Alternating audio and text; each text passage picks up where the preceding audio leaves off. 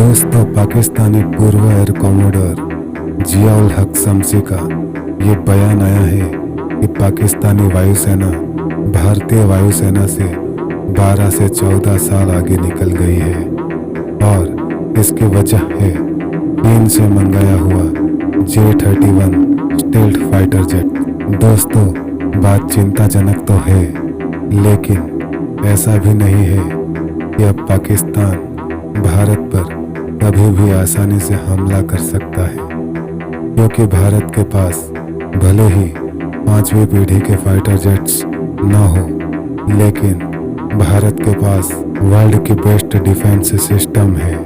अब देखा जाए तो चाइना का J-31 फाइटर जेट कितना स्टेल्थ है, ये तो युद्ध के मैदान में ही पता चल सकता है।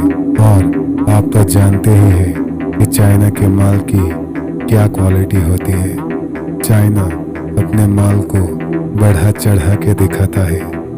दोस्तों, अगर ताकत, अनुभव, फ्लीट और सपोर्ट इंफ्रास्ट्रक्चर की बात करें तो भारतीय वायुसेना आज भी पाकिस्तान से कई गुना आगे है।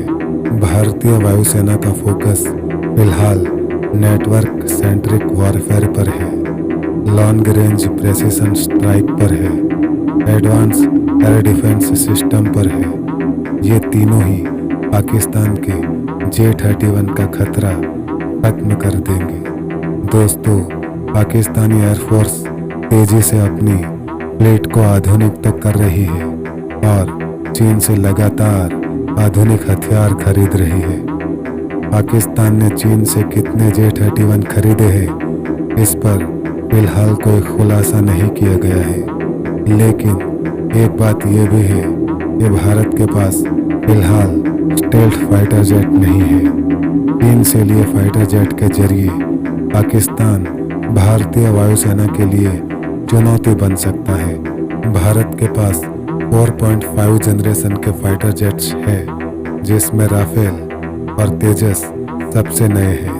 पाकिस्तान के इस फाइटर जेट की तुलना भारत के एमका से की जाती है। हमारा एमका प्रोजेक्ट धीरे धीरे आगे बढ़ रहा है और इसे बनकर आने में अभी 11 साल लग जाएंगे और सेना में शामिल होने में और 2 से 3 साल लगेंगे।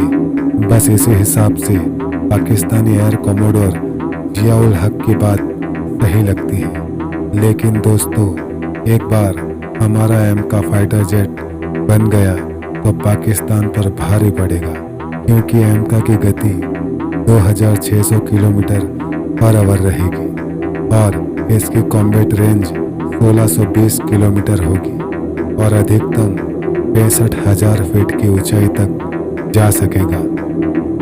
दोस्तों, अभी के लिए पाकिस्तानी वायुसेना को J-31 के जरिए टैक्टिकल एडवांटेज तो मिल जाएगा, लेकिन ये जरूरी नहीं है कि उसके पास नया और आधुनिक विमान हो तो वो ताकतवर है।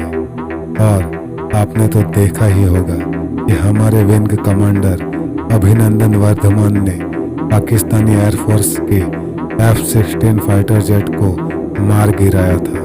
दोस्तों, अब मैं आपको पाकिस्तान के इस फाइटर जेट की खासियतों को बताता हूँ। 2012 से लेकर 2019 तक इस फाइटर जेट में कई सारे तकनीकी बदलाव किए गए हैं। इसे एक ही पायलट उड़ाएगा। इस फाइटर जेट की लंबाई 56.9 फीट है और ऊंचाई 15.9 फीट है। टेक ऑफ के समय इसका अधिकतम वजन 28,000 किलोग्राम रहता है और ये फाइटर जेट अधिकतम 2200 किलोमीटर की रफ्तार से उड़ान भरता है। हथियारों के साथ ये फाइटर जेट 1200 किलोमीटर की उड़ान भर सकता है और अगर हवा में रिफ्यूलिंग हो तो 1900 किलोमीटर तक आसानी से जा सकता है और अधिकतम 52,000 फीट की ऊंचाई तक जा सकता है। इस फाइटर जेट में 6 बाहरी और 6 अंदरूनी हार्ड पॉइंट है। कुल मिलाकर 10,000 किलोग्राम के हथियार लेकर उड़ सकता है। इसमें हवा से हवा में मार करने वाली 12 मिसाइलें और जमीन पर हमला करने वाली 8 सुपरसोनिक मिसाइल लगा सकते हैं। इसमें 500 किलोग्राम के 8 डीप पेनेट्रेशन बम लगा सकते हैं या फिर 30 छोटे बम लगा सकते हैं। दोस्तों, पाकिस्तान अकेला तो भारत पर हमला करने की हिम्मत कर नहीं सकता, लेकिन अगर चाइना पाकिस्तान का साथ दे तभी वो भारत पर हमला करने की सोच सकता है। लेकिन दोस्तों, बात इतनी सी नहीं है, क्योंकि अगर चाइना पाकिस्तान का साथ देता है तो इधर अमेरिका भी भारत का साथ जरूर देगा, क्योंकि अमेरिका जानता है कि चाइना को कंट्रोल करने के लिए भारत ही बड़ी मदद कर सकता है। चाइना के सभी पड़ोसियों में भारत ही चाइना के साथ मजबूती से लड़ सकता है, इसलिए अमेरिका भारत की मदद जरूर करेगा और शायद 5वीं पीढ़ी का फाइटर जेट भारत को दे भी देगा।